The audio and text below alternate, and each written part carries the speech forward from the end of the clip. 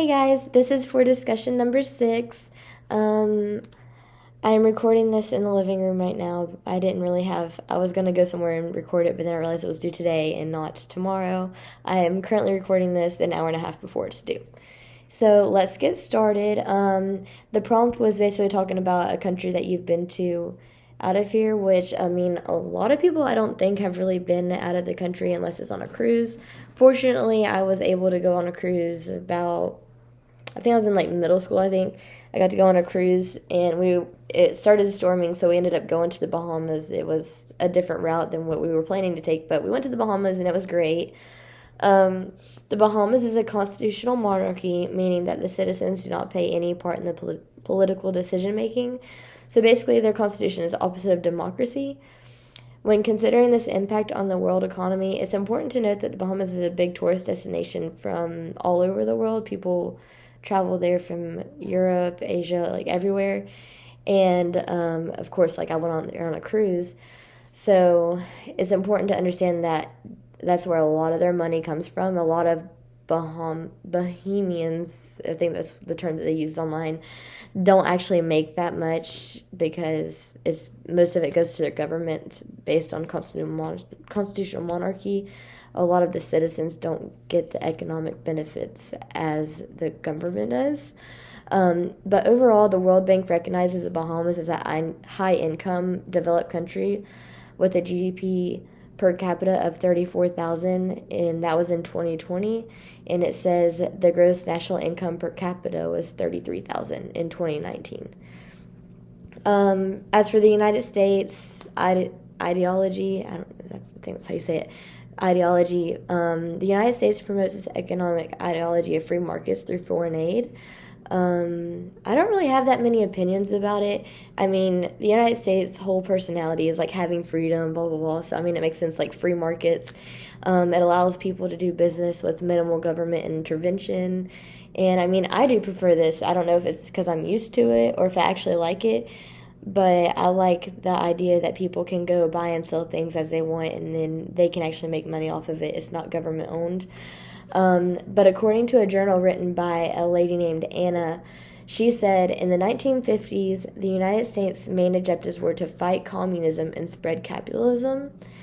And then in the 1970s, the focus shifted towards human needs and poverty alleviation. With capitalism, there's a lot more spending and things tend to be more expensive for things that aren't worth that much.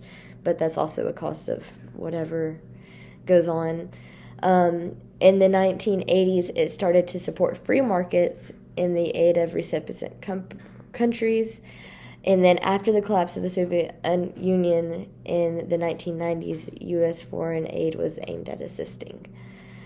All those things to me sound like great things, like we're developing, we're changing over time. It says every couple decades, we did something different and it wasn't working. Eventually we'll get to where we need to be.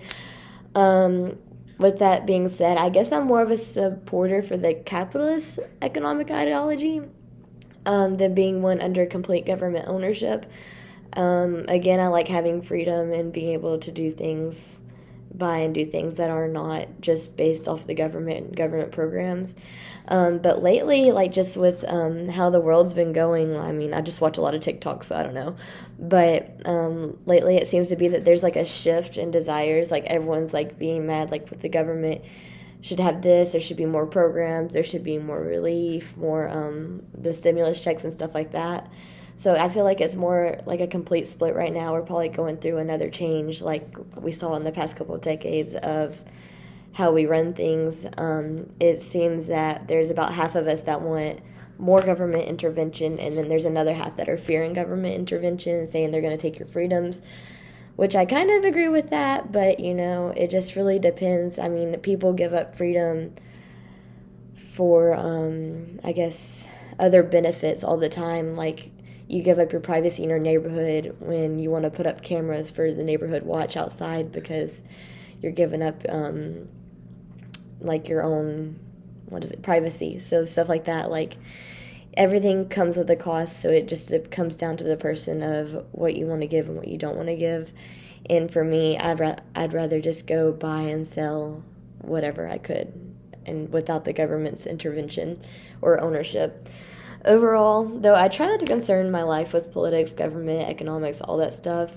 It kind of stresses me out, and I just rather be happy and go be a beach bum instead. Today, I actually went on a hike for Memorial Day because I just got tired of everything. So I just like to run away from it. But if y'all feel free to watch my video and inform me of any information you might think would help me with understanding, especially the U.S. Ideology stuff. I don't really understand. I don't get the whole deal with it. I guess it's based off of the economics and how money works. But honestly, as long as people can buy, sell, do whatever they want, to the extent of, I guess, however much they make, I don't have any problems with it. But yeah, that's all I really have to say.